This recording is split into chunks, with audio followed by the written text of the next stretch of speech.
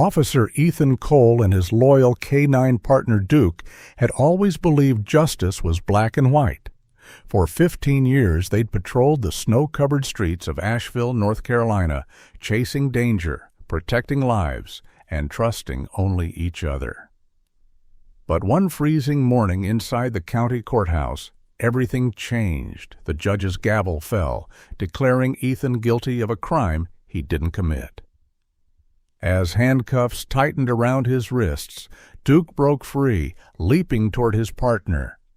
And what the dog uncovered in that silent courtroom would ignite a storm of truth, betrayal, and redemption. Before we begin, please support us by subscribing to the channel and share your thoughts in the comments below. Snow fell heavy over Asheville, North Carolina that morning, blanketing the courthouse steps in silence. The sky was pale gray, the kind that seemed to press down on the world, and the air bit through wool and skin alike. Inside courtroom 3B, the sound of the judge's gavel cracked like thunder against the winter hush. Officer Ethan Cole, 42 years old, stood straight as the sentence was read. His wrists were cuffed in front of him, the steel cold against skin already numbed by disbelief.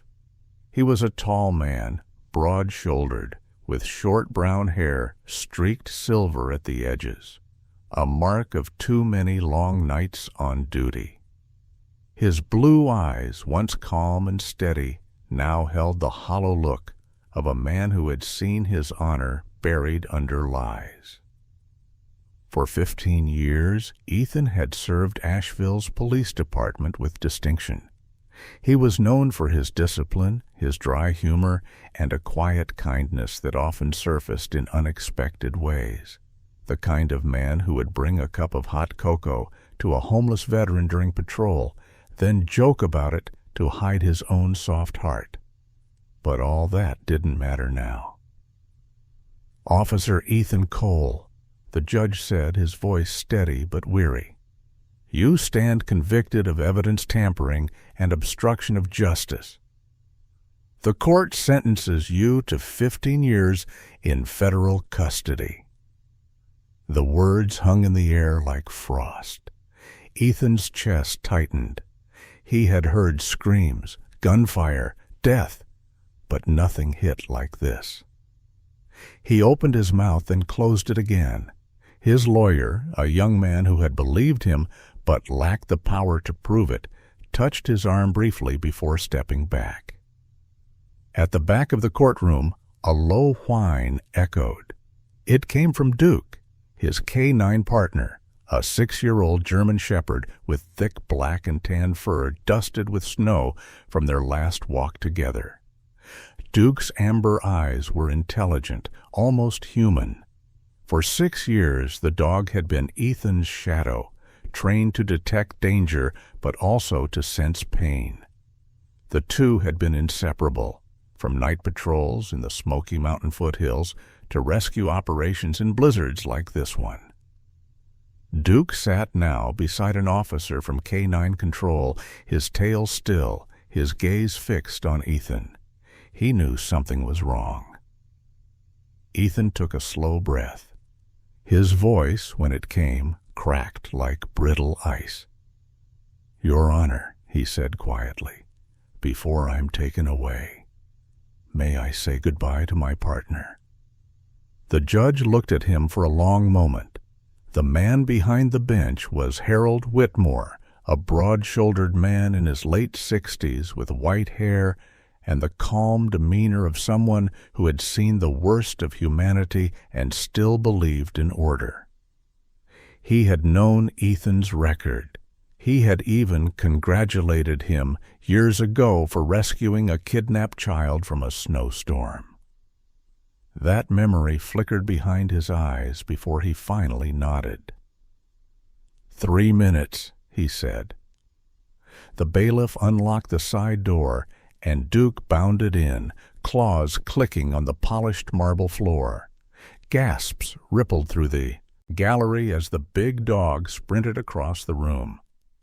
Ethan dropped to his knees, the chain between his wrists clattering softly. Duke pressed his head against Ethan's chest, tail thumping once, twice, then stilling. Ethan buried his face in the dog's fur, breathing in the scent of wet snow and cold air.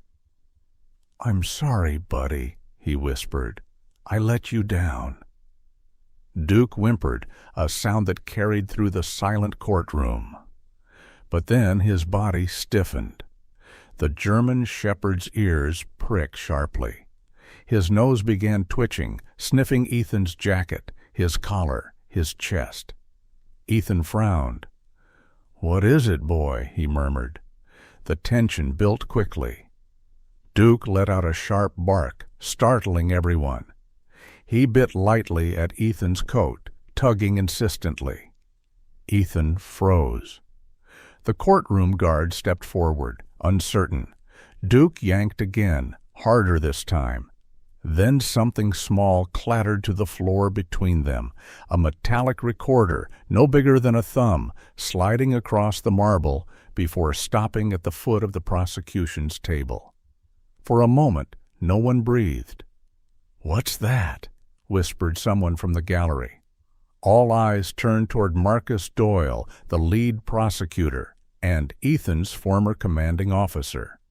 Marcus was 50, silver-haired, tall, and meticulously dressed in a black trench coat over his suit. He had the air of a man who never lost, confident, persuasive, and ruthless when it came to career advancement. His sharp gray eyes darted from the device to Ethan, then to the judge. A muscle in his jaw tightened. The judge leaned forward. "Mr. Doyle," he said slowly, "does this device belong to your office?" Marcus hesitated just long enough for everyone to notice. "Your Honor, I'm not sure what that is. Perhaps planted like the rest of this performance." The words dripped with scorn, but Duke barked again, low and forceful, as if rejecting the lie itself. His hackles rose, teeth bared, not in aggression, but in recognition. The sound sent a chill through the room. "Officer," said the judge, addressing the bailiff, "retrieve that item." The bailiff bent, picked up the recorder, and handed it to the clerk. The metallic body glinted under the harsh fluorescent light. Etched faintly along one side were the initials M.D. Ethan's heart lurched. M.D. Marcus Doyle. The judge's brow furrowed. He turned to Marcus. "Care to explain that?" Marcus's voice was smooth, but his hands twitched slightly as he adjusted his cufflinks.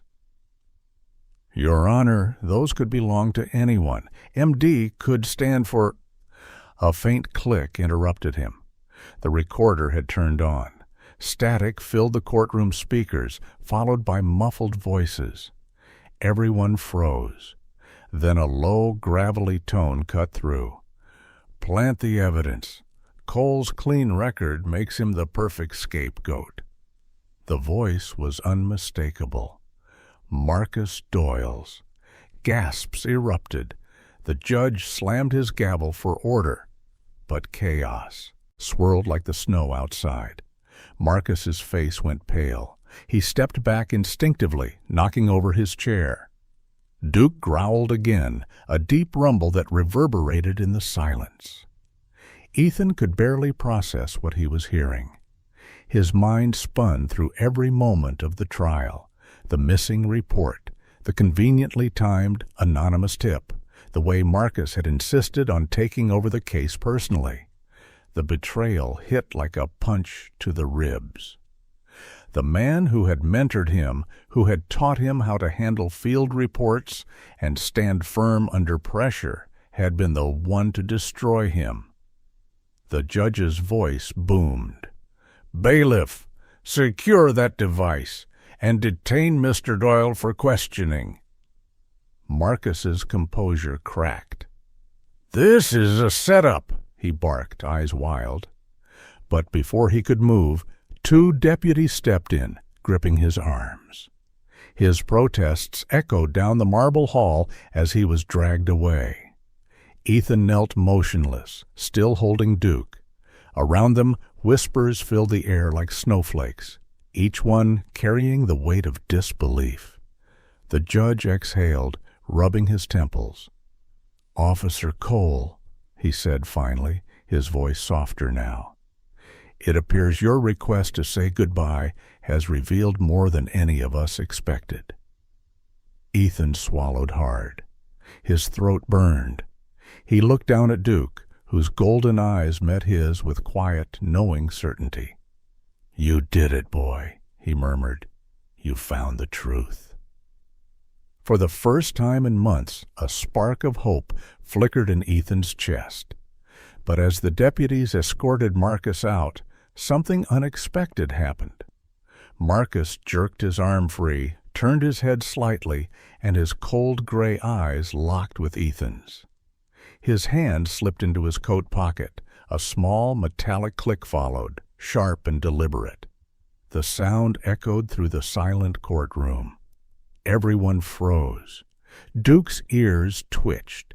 The snow outside thickened, wind howling against the old courthouse windows. Somewhere deep in Ethan's gut, a chill colder than winter itself began to form. The moment stretched, breathless, heavy, before the bailiffs pulled Marcus fully through the door and vanished into the blizzard beyond. Ethan looked down at Duke again. The dog's muscles were still tense, nose pointed toward the hallway, as if sensing something left unfinished. Outside, the storm raged harder, the world reduced to white. Inside, the truth had finally begun to thaw, but danger still lingered, unseen like a shadow beneath the snow. The courthouse had emptied long after the storm settled over Asheville, turning the city into a frozen maze of white streets and whispering winds. Inside a dimly lit conference room on the second floor, Judge Harold Whitmore replayed the recording device that Duke had uncovered earlier that day. The audio crackled with static, but the words were unmistakable. Marcus Doyle's gravelly voice, cold and deliberate. "Get rid of the evidence. Cole's clean record makes him the perfect scapegoat." The judge's heavy brow furrowed as the truth sank in.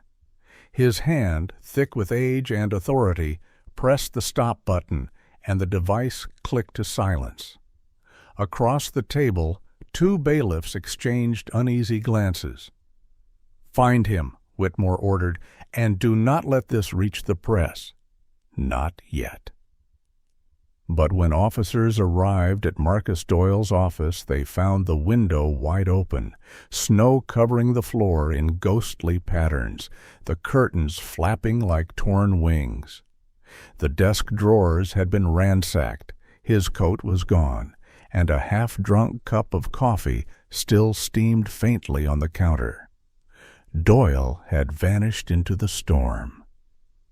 At that same hour, in another corner of Asheville, the K-9 Training Division buzzed with the faint hum of fluorescent lights. Officer Sarah Jensen entered the facility with Duke trotting beside her, his thick fur glistening under the overhead lamps. Sarah was 30 years old, tall and slender, with auburn hair tied neatly at the back of her neck and pale green eyes that carried a constant look of quiet calculation. Years on the force had given her both grace and grit. She was known among her peers as the kind of officer who could keep her calm even while pulling a bleeding suspect out of a wrecked car. But behind that composure was a long shadow. 2 winters ago, her husband, a firefighter, had died during a rescue operation in the same mountains that bordered the city. Since then, she had built walls around her heart, and poured herself into her work, raising her daughter alone. Her daughter, Lila, a 7-year-old with a halo of messy blonde curls and eyes the same shade of blue as morning frost, tagged along behind her mother, her pink sweater frayed at the elbows. The little girl carried a sketch pad everywhere she went, filled with drawings of dogs, snowflakes, and houses she imagined they might live in one day, a place without sadness or sirens. "Is this where the brave dogs live?" she asked as they entered the hallway lined with framed photographs of past K-9 teams. Sarah smiled faintly. "Yes, sweetheart. And for now, it's also where Duke will stay until things are settled." Her voice caught slightly on the last word. Duke padded beside them, silent but alert, his breath misting in the cold air. The German shepherd was still restless from the courtroom, as if the tension from earlier clung to his fur. He sniffed the corners, tail flicking with purpose. Officer Rick Alvarez, the night supervisor, a burly man in his 40s with a scar across his chin and a soft spot for animals, met them at the door to the kennels. "That's the famous Duke," he said, bending to scratch behind the dog's ear. "Smart one, I heard. Saved his handler's career today, huh?" Sarah nodded curtly. "He's sharp, but something's got him on edge. Keep him under observation. I'll check in tomorrow." Alvarez gave her a tired nod. "Will do. The storm's locking us in anyway. You and the kid be careful driving home." But Sarah hesitated. Her instincts, the same ones that had kept her alive during undercover ops, told her something wasn't right. Instead of leaving, she decided to stay a bit longer to finish paperwork in the observation office.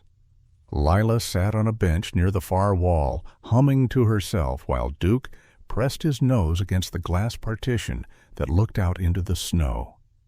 Minutes turned to hours. The wind howled outside, and the fluorescent lights above flickered occasionally. Sarah was reviewing the case notes when she heard her daughter's small voice.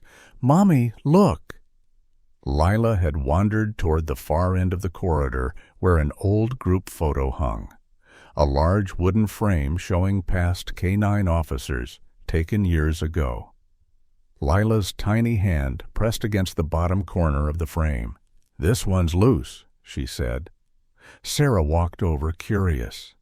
The frame indeed tilted forward slightly. She lifted it from the hook, and as she did, something small fell behind it, a USB drive covered in dust and sealed with a thin strip of black tape. Sarah blinked, her pulse quickening.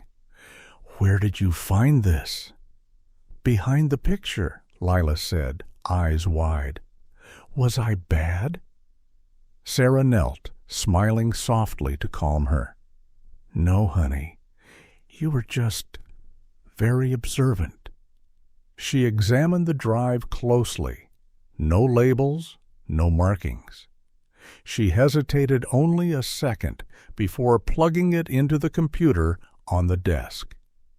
The screen flickered to life, revealing a single video file named simply meetingraw.mp4. She clicked play. The grainy footage showed a dimly lit office.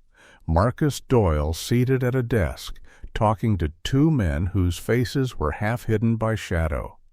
One wore a sharp charcoal suit with a lapel pin of the state's flag. The other, a thick-coated businessman with a square jaw and restless eyes. Marcus's voice came through, calm and deliberate. "The department's clean ones are the problem. Cole's the symbol. They trust him. If we bury him, no one will question what we built next."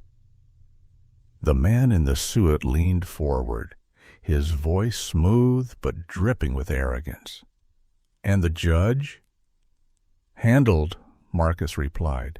"He'll see what we want him to see." Sarah's stomach twisted. She knew that voice. The man in the suit was Alan Ross, a city councilman with ambitions far higher than his seat. She'd seen him at briefings, tall, gray-haired, and charming in public, but with a presence that felt hollow, calculated. The businessman, however, was unknown to her, though the faint logo on his briefcase read North Point Development, one of the biggest construction firms in the state. Before Sarah could record or copy the file, the lights blinked once, then died. The hum of electricity faded into silence. The monitor went black. Lila gasped softly. "Mommy?" Sarah's pulse spiked. She glanced toward the glass window overlooking the parking lot. Snow whipped violently outside, but through the blur headlights appeared, bright and steady, cutting through the white. A dark SUV rolled to a stop near the entrance. "Stay here," she whispered. She reached for her radio, but it crackled with static. No signal. The power outage had knocked out the station's communications. She moved to the window and peeked through the blinds. Two silhouettes sat inside the SUV, one on the phone, the other scanning the building. Her breath fogged the glass. Behind her, Lila whispered, trembling, "Mommy, there's someone outside." Sarah turned, forcing a smile for her daughter. "It's okay, baby. We'll be fine." But her hands were already moving, ejecting the USB and slipping it into her jacket pocket. Duke began to growl, a low, steady rumble that vibrated through the floor. His tail was stiff, body tense, eyes fixed on the door. The sound of a car door slamming outside echoed through the storm. Sarah grabbed Lila's hand. "Stay close." A beam of light swept across the window, then vanished. Footsteps crunched in the snow, slow and deliberate. Inside the hallway, the emergency backup lights flickered on, casting everything in a faint red glow. Shadows stretched long across the floor. Sarah pulled Lila behind her, her other hand gripping Duke's collar. The dog's body quivered with anticipation, nostrils flaring. He knew danger, the way soldiers knew silence before battle. The doorknob turned once, then again. A heavy thud followed as if someone tested the lock. Sarah motioned for Lila to stay silent. She eased the girl toward the supply closet at the back, whispering, "Hide here. Don't move until I say." Lila's eyes filled with tears, but she nodded. The sound of shattering glass filled the room. A gloved hand reached through the small window pane near the door. Sarah ducked, heart hammering, pulling her sidearm from the holster on her belt. Duke barked once, a sharp, warning command that split the silence. "Police! Identify yourself!" she shouted, but the only reply was the howl of the wind. The lights flickered again, plunging the room into near darkness. Sarah crouched low, gun steady, breath fogging the air. Outside, the SUV's engine revved once before cutting off entirely. A moment later, the power returned, just in time for her to see Duke lunge forward toward the window, teeth flashing as he slammed against the door. From outside came a startled curse and retreating footsteps crunching away into the snow. Sarah exhaled shakily, pressing a hand to Duke's back. "Good boy," she murmured. The adrenaline still thundered in her veins. Whoever those men were, they hadn't expected resistance, but they would be back. She opened the closet, pulling a trembling Lila into her arms. "We're leaving," she said, voice calm but urgent. She glanced toward the computer. Dark again, the file gone. Whatever she had seen, she was now the only witness. As the three of them stepped into the storm, Duke led the way, his paws leaving deep prints in the snow. The SUV's tracks vanished into the darkness beyond the parking lot. Somewhere out there, Marcus Doyle was still moving in the shadows, and Sarah knew this was only the beginning. The wind howled like a beast across the Blue Ridge Mountains, dragging ribbons of snow through the air as Sarah Jensen clutched the steering wheel with trembling hands. The headlights of her patrol SUV barely cut through the blizzard, and each gust of wind felt like a slap against her face. Her knuckles were white from gripping too hard, the veins on her wrist standing out under the pale dashboard light. Beside her, Lila stirred weakly under a blanket, her small body bundled in Sarah's police jacket, and Duke, the German shepherd, sat upright in the back seat, muscles tense, nose twitching as if trying to sniff out the danger beyond the snow. The forest road leading north toward Judge Whitmore's house was a narrow, serpentine path that cut through steep inclines and sharp drops. Sarah knew every turn. She had driven it many times during her years on the force, but tonight, with a storm howling and adrenaline flooding her system, it felt alien and endless. Her phone, wedged into the dash holder, displayed no service. She had tried calling dispatch, emergency lines, even Whitmore himself, but nothing got through. The mountains had swallowed every signal. "Hang on, baby," she whispered to Lila, glancing into the rearview mirror. "We're going to be okay. Just a few more miles." Lila nodded faintly, her breath fogging the glass. "Is Duke okay?" she asked, voice trembling. Sarah looked back briefly. Duke's golden brown eyes met hers through the rearview mirror, calm, alert, determined. "He's fine," Sarah said. "He's braver than both of us." But then something caught her attention. A light. Faint at first, then growing brighter. Headlights, a dark SUV trailing behind them, moving fast. Too fast. Her pulse quickened. The black shape cut through the snow like a predator on the hunt, the beams reflecting off the icy road. "No," she muttered, pressing harder on the gas. The engine roared in protest, tires spinning against the frozen asphalt.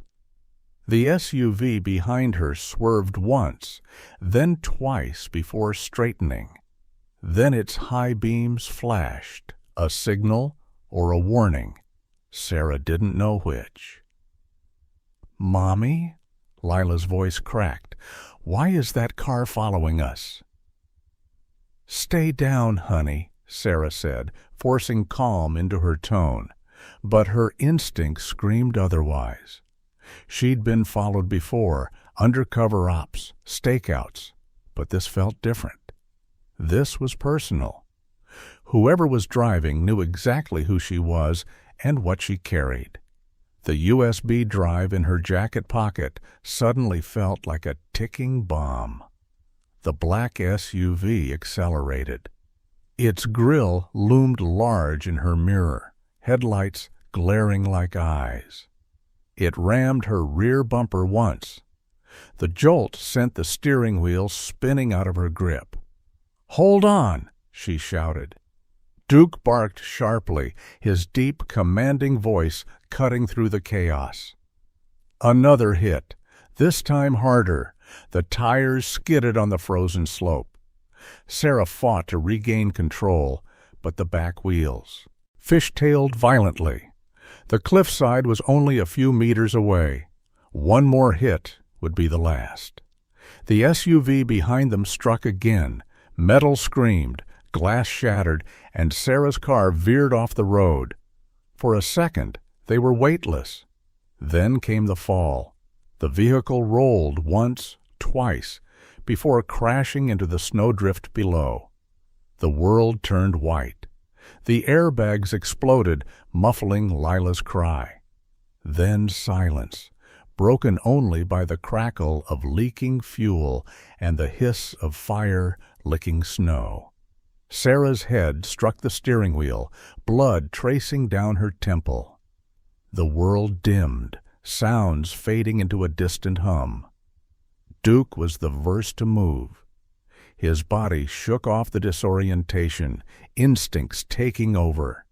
He lunged forward, biting at Lila's seatbelt until it snapped. The girl whimpered, dazed but alive. Duke clamped onto her coat sleeve and pulled, dragging her small frame through the shattered side window into the snow. Then, without hesitation, he dove back in. Sarah lay slumped against the airbag, unconscious. The smell of gasoline filled the air. Duke grabbed her jacket collar and pulled inch by inch, his paws slipping on the ice. The fire reached the dashboard. Duke's bark pierced the night, a sharp cry of defiance against the flames. One final pull, and they were out. The explosion lit the forest like dawn.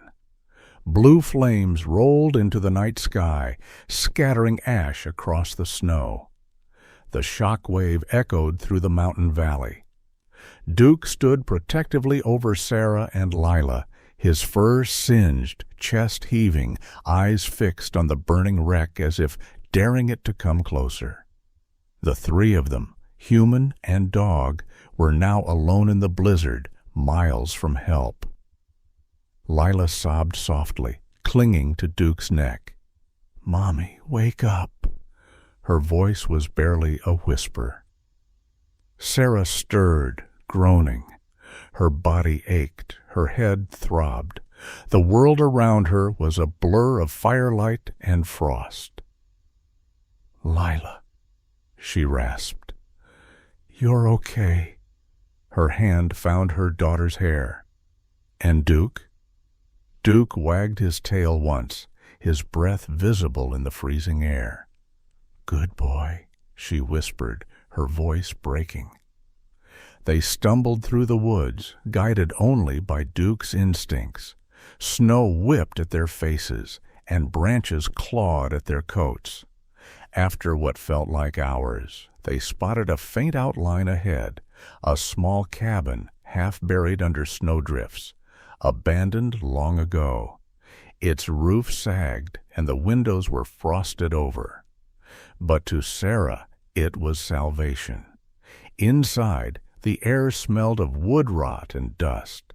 A broken lantern hung from a beam, and a few logs lay beside a cold fireplace. Sarah set Lila near the hearth, wrapping her in a torn blanket she found in a crate. Duke circled the perimeter, sniffing every corner, then sat by the door, ears pricked. "We'll rest for a bit," Sarah murmured. Her voice was soft but carried the fatigue of years. She pulled her phone from her pocket, no signal still. Her heart sank. She typed an email anyway, attaching a note and a photo of the USB, hoping that if the message queued, it would send when service returned. On the screen, only 2 words appeared: "No signal." Tears welled in her eyes, but she wiped them quickly. She couldn't afford despair, not in front of Lila. She turned toward the small window. The snow outside was relentless, swirling in ghostly patterns. Then a sound, a low hum, mechanical, growing louder. She moved closer, her breath fogging the glass. Headlights again, cutting through the storm. The same dark SUV crawled up the path, its tires crunching over the frozen ground. Sarah's pulse pounded in her ears. She grabbed Duke's leash. "Quiet, boy," she whispered. But his body was already tense, hackles raised, lips curled back over his teeth. The SUV stopped 20 feet from the cabin, Its headlights cast long shadows through the gaps in the wooden walls. A voice came from a loudspeaker, distorted but deep. "Sarah Jensen, we know you have the USB. Give it up, and no one gets hurt." Lila whimpered. Sarah pulled her close, whispering, "Don't make a sound." The voice echoed again. "You have 60 seconds. Sarah's eyes darted around the cabin. There was nowhere to run. She spotted a small trap door under a pile of hay near the corner, an old root cellar, half frozen shut. "Lila," she whispered, "listen carefully.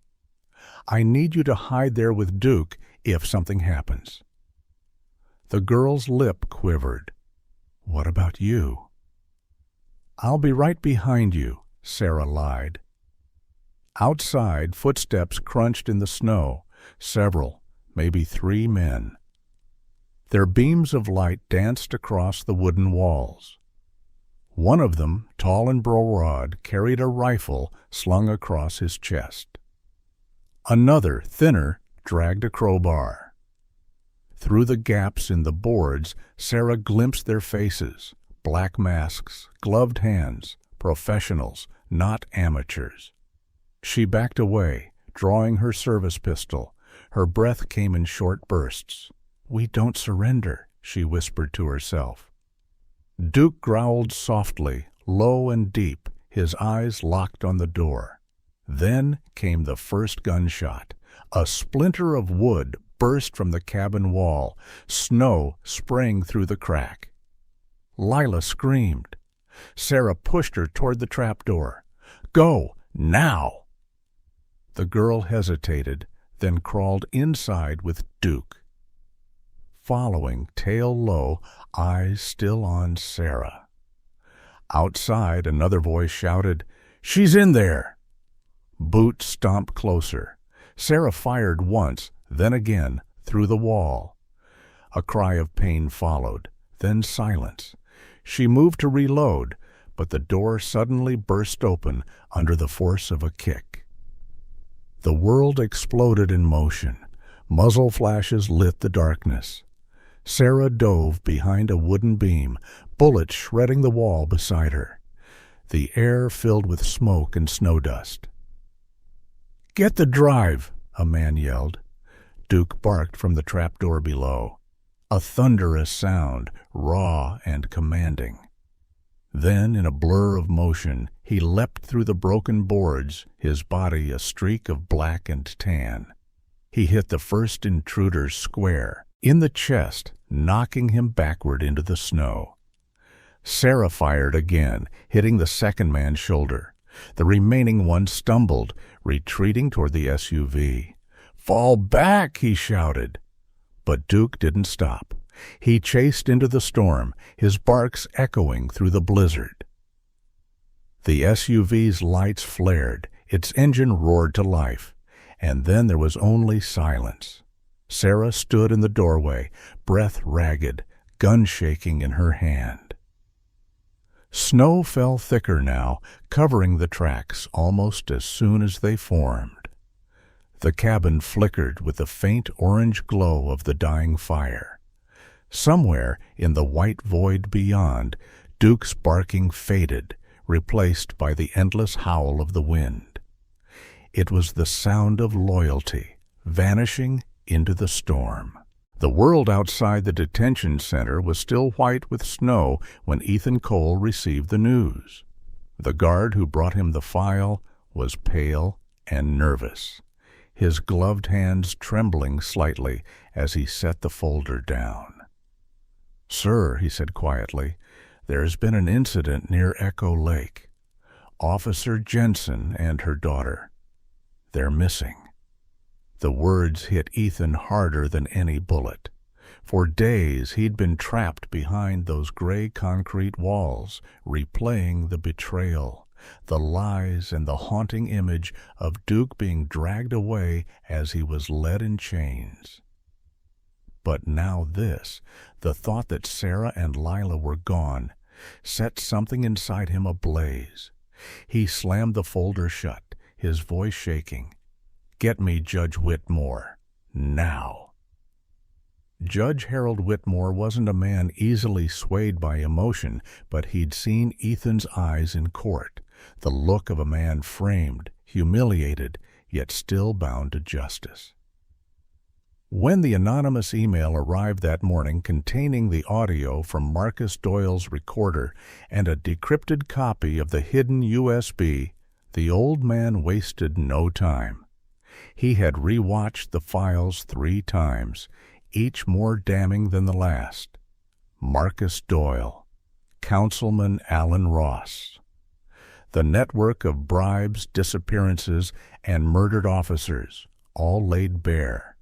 The sender's ID was masked, but the metadata pointed to a nearby tower close to the K9 facility the night it lost power. Someone had risked everything to send this. By evening, the court signed Ethan's temporary release under investigative assistance. When he stepped out of the gates, the cold hit him like a slap, but so did freedom. He wore no uniform now, just a dark parka, snow boots, and a look of grim determination. Duke's absence was a physical ache, but the memory of the dog's courage burned like a beacon. Waiting for him in the parking lot was Agent Laura Bennett, head of the Asheville Tactical Response Unit, a woman in her late 30s, compact and composed, with sharp cheekbones and dark hair tucked neatly under a knit cap. She'd known Ethan for years, respected him even when others didn't.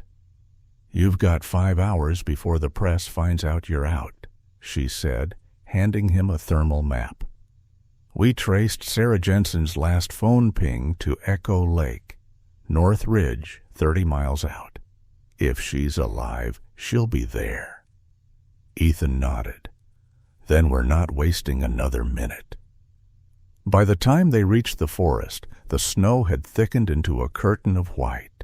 The convoy's headlights barely pierced the darkness.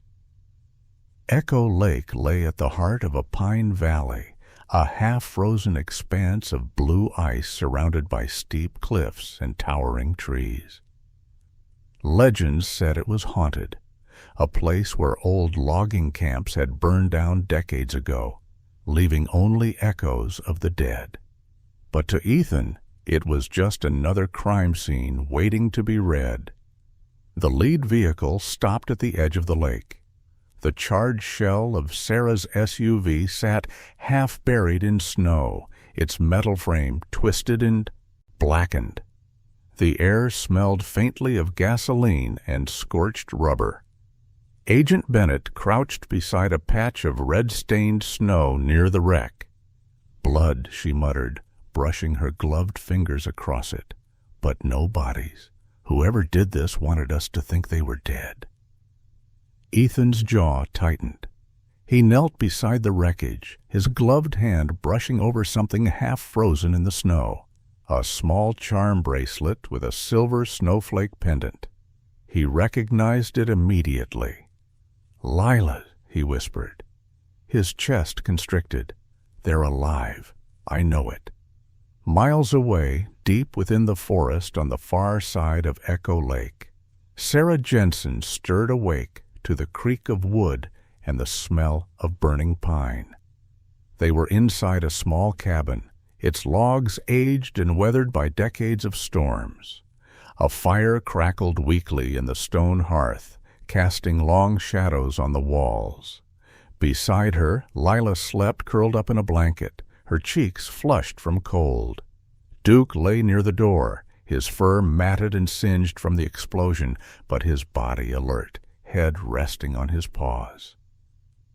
Every now and then, his ears twitched at distant sounds. The forest never truly slept. Sitting across from the fire was Jacob Miller, the man who had found them. He was 68, tall and wiry, with white hair that stuck out from beneath a fur-lined cap and a beard that looked carved from frost. His eyes, however, were sharp and alive, the color of old steel. He wore a heavy brown coat patched in places and boots that had seen a lifetime of winters. A retired Army medic, Jacob had lived off-grid since his wife died years ago, tending to his traps and watching over the lake like a ghost in his own right. "You're lucky I found you when I did," he said, his voice gravelly but kind. "Another hour, and that cold would have taken you both." Sarah winced as she adjusted her bandaged arm. "Thank you," she whispered. We didn't have anywhere else to go." Jacob nodded slowly. "I've seen people run before," he said, "but not many with a child and a dog that looks like he's fought through hell." He leaned down, offering Duke a scrap of dried meat. The German shepherd sniffed it, then accepted, tail thumping once. "Smart boy," Jacob said softly. "He's got that soldier's look, just like my old partner in '68. As the fire warmed them, Sarah recounted what had happened: the attack, the USB, the men in the black SUV. Jacob listened without interrupting, his eyes narrowing slightly. "You said one of them was named Alan Ross?" he asked. "Yes, Councilman Ross." "Do you know him?" Jacob exhaled through his nose. "I've seen him. Comes up here sometimes in winter with another man, slick suit, fancy gloves. I figured they were hunters or land surveyors. But a few weeks ago, I saw them arguing near the old boathouse by the lake. One of them said something about shipping routes and keeping the cops quiet. Didn't think much of it, till now." Sarah's pulse quickened. "You saw them here?" Jacob nodded. "Right by Echo Lake." He looked toward the frosted window where moonlight faintly touched the glass. "If they were meeting here, it means this place isn't random. They'll be back." Before Sarah could respond, Duke lifted his head, ears pricking. His body stiffened, gaze fixed on the window. A low growl rumbled from his chest. Sarah stood, peering through the glass. Snow fell thick as fog, but something flickered in the distance, a pulsing red light. Then another. She felt her stomach drop. "They've found us." Outside, hovering just above the tree line, a drone circled, its red sensors blinking rhythmically as it swept across the clearing. The sound of its rotors was faint but unmistakable. "Jacob," Sarah said quickly, "is there a cellar here?" He nodded and moved toward a trap door near the far wall. "Old storage hatch. It'll hold for a while." Sarah rushed to wake Lila, her heart pounding. The little girl stirred, eyes still glazed from sleep. "Mommy?" "It's okay, baby," Sarah whispered. "We're playing hide-and-seek." Ethan's voice broke the silence before the door burst open. "Sarah!" For a split second she froze. Then she saw him, Ethan Cole, standing in the doorway, snow clinging to his parka, eyes wide and raw with relief. "You're alive," he breathed. Sarah exhaled a sob and ran to him. He caught her in his arms, holding her like something fragile. Duke barked, tail wagging furiously as he pressed against Ethan's legs. "Hey, boy," Ethan whispered, dropping to his knees to wrap his arms around the dog's neck.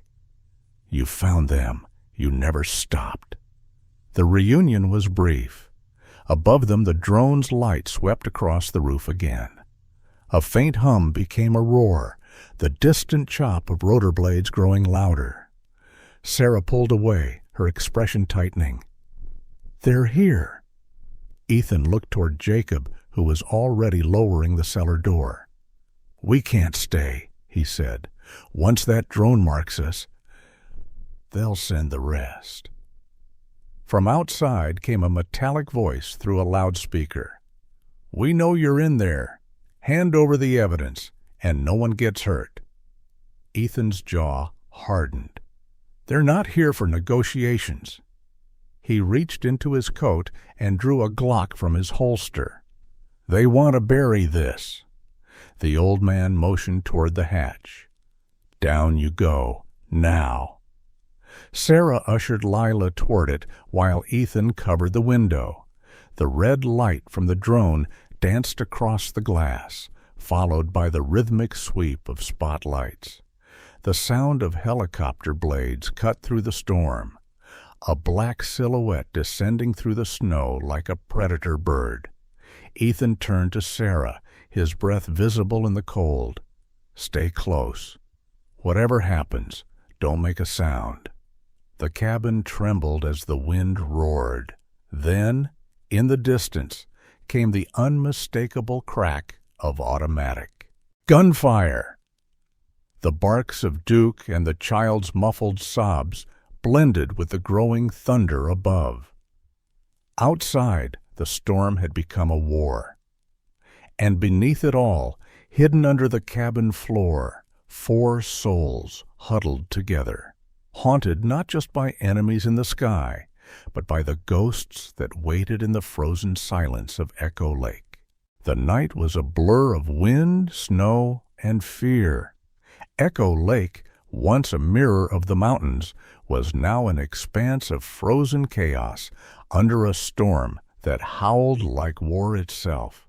The cabin shuddered with every gust, the wooden walls straining against the cold and the weight of danger pressing in. Ethan Cole crouched near the window, his breath forming clouds in the freezing air, eyes trained on the dark shapes moving through the blizzard outside. His parka was torn at the shoulder, his fingers stiff from the cold, but his grip on the rifle was steady. Beside him, Sarah Jensen, her auburn hair damp and tangled, loaded her pistol with a quiet precision born of desperation. Her face was pale, the worry lines deeper now, but her eyes burned with resolve. She had spent years holding herself together after losing her husband. Tonight, she wasn't just fighting for her daughter. She was fighting for truth.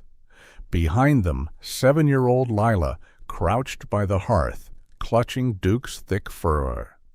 The German shepherd stood like a statue in front of the door, muscles taut, teeth bared, his breath fogging the air in short bursts. His fur was streaked with dried blood and snow, but his eyes, bright amber, steady, held a fire that refused to die. He was the only creature unafraid of the storm. The loudspeaker's crackling voice shattered the fragile silence. "Give us the evidence, Cole." The words came with a sneer, heavy with arrogance. "Or we'll burn you out." It was Marcus Doyle. His voice carried through the snow, warped by the wind, but unmistakable.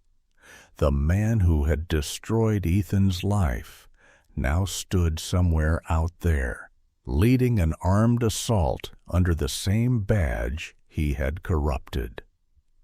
"We know you're in there," he barked again.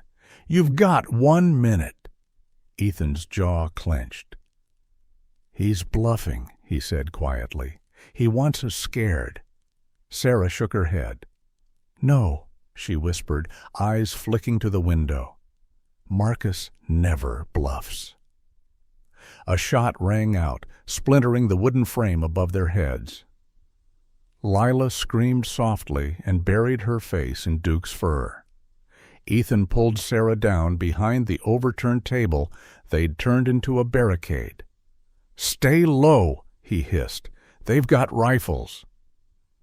Outside, flashes of light cut through the snow, muzzle flares, quick and brutal. Bullets ripped into the cabin walls, filling the air with flying splinters. Duke growled low, the sound deep and primal. Ethan returned fire through a gap in the window, hitting one of the dark figures in the leg. A cry echoed through the storm, followed by more gunfire. "Mommy, I'm scared." Lila's voice broke. Sarah pulled her close, wrapping an arm around her trembling shoulders. "Close your eyes, baby. It's almost over." But even as she said it, she wasn't sure she believed it. Duke suddenly lunged toward the door, barking furiously. A shadow appeared against the thin wooden boards, a man trying to break through. Before Ethan could react, Duke charged, crashing through the door with a thunderous crack. Snow and gunfire exploded into the night.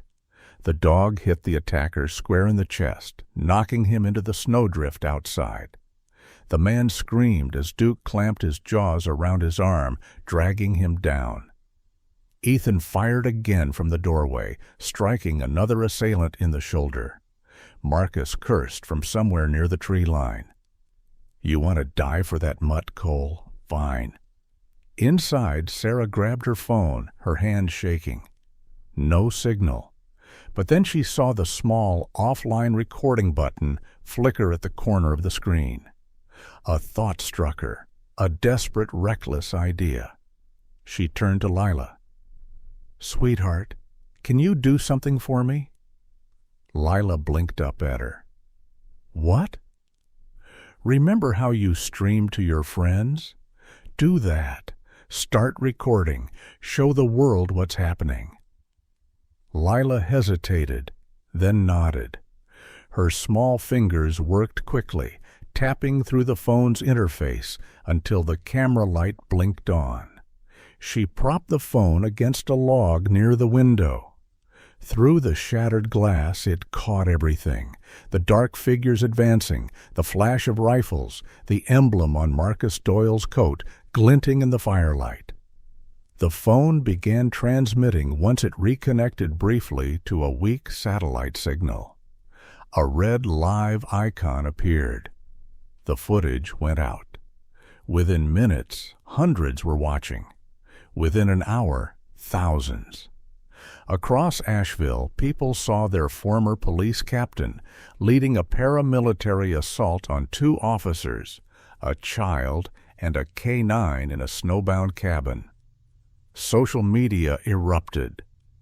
The local precinct's radio lines buzzed with confusion. Honest officers, those still loyal to their oath, grabbed their gear and headed for Echo Lake. Back inside, the storm had become deafening. Ethan reloaded, breathing hard. Sarah's arm bled from a grazing wound, but she ignored it, firing through the shattered window pane. "They're closing in," she shouted. "Not for long," Ethan growled. He grabbed a flare from his pack, cracked it open, and tossed it into the snow outside. The red glow spread through the storm, a beacon against the dark. "Now they'll know where to find us," he muttered. A shadow moved near the tree line. Marcus stepped forward, his face half hidden beneath his hood, his revolver gleaming in the crimson light. "You always were too righteous for your own good, Cole," he called out. "You think this little show will save you? Ross owns half this state. No one's coming." Ethan steadied his aim. "Then I guess it's a good thing justice doesn't need permission." Marcus raised his gun, but before he could fire, Duke exploded from the snow like a bullet, slamming into him. The revolver went off, echoing like thunder. Ethan staggered, clutching his shoulder as blood spread across his coat. Marcus fell backward into the snow, shouting in pain, as Duke clamped down on his arm, wrenching the gun free. "Get him off me!" Marcus screamed, panic flooding his voice. Sarah ran to Ethan, helping him stay upright. "You're hit!" "I've had worse," he gritted out, his eyes never leaving Marcus. The corrupt officer tried to crawl backward, blood soaking into the snow. His arrogance had vanished, replaced by raw fear. The drone above flickered, its red light blinking wildly before shutting off, shot down by one of the incoming response teams. The distant roar of engines grew louder. Blue and red lights began to pierce the storm from the southern ridge. Marcus looked up at the glow, realization dawning too late. "No," he whispered. "You streamed this." Ethan lowered his rifle. "No, Marcus, the truth streamed itself." Moments later, tactical units swarmed through the snow. Marcus was dragged to his knees, cursing and screaming as the cuffs clicked around his wrists. "You'll never stop Ross," he spat, eyes wild. "He's too powerful." Ethan ignored him, turning toward the cabin. Sarah and Lila stood at the doorway, Lila's cheeks streaked with tears and soot.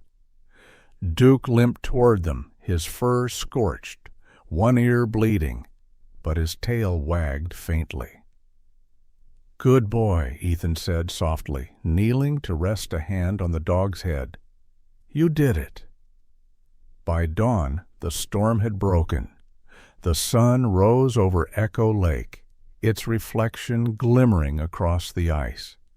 The sound of helicopters faded into the distance as Alan Ross, the man behind the network, was led out of his lakeside mansion in handcuffs, his expensive coat dusted with snow like ash.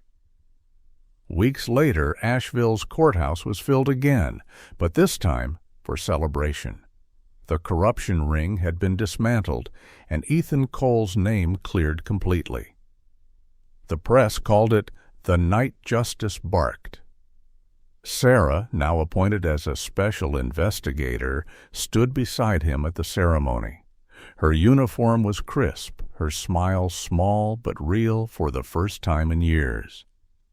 Lila, wearing a new red coat, clung to Duke, who sat proudly in front of them. The German shepherd's fur gleamed under the lights as a decorated officer pinned a medal to his collar, the National Medal of Valor.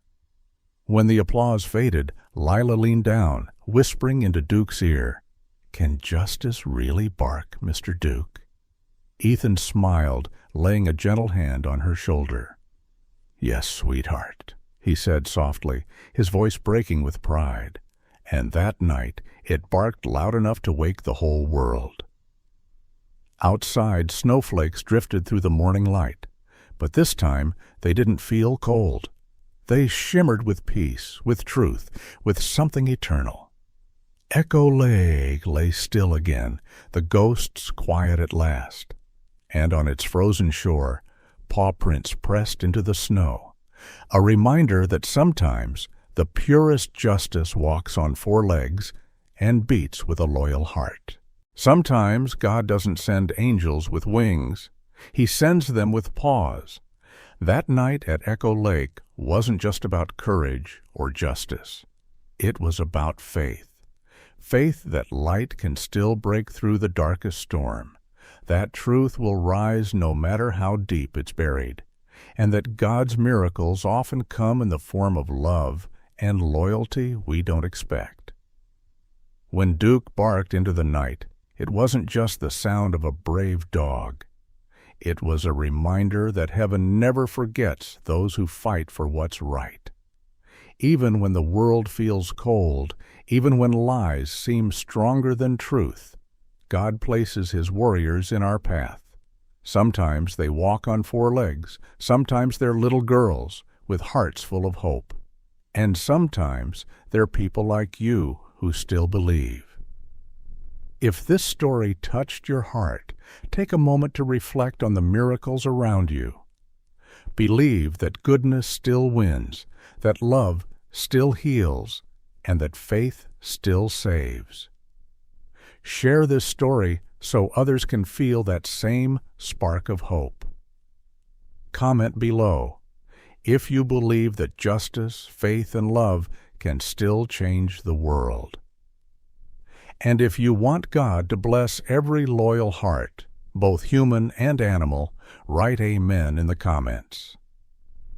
Subscribe to our channel for more stories that remind us, even in the coldest night, God's light always finds a way through. May He bless you and your loved ones with warmth, courage, and the faith to keep believing.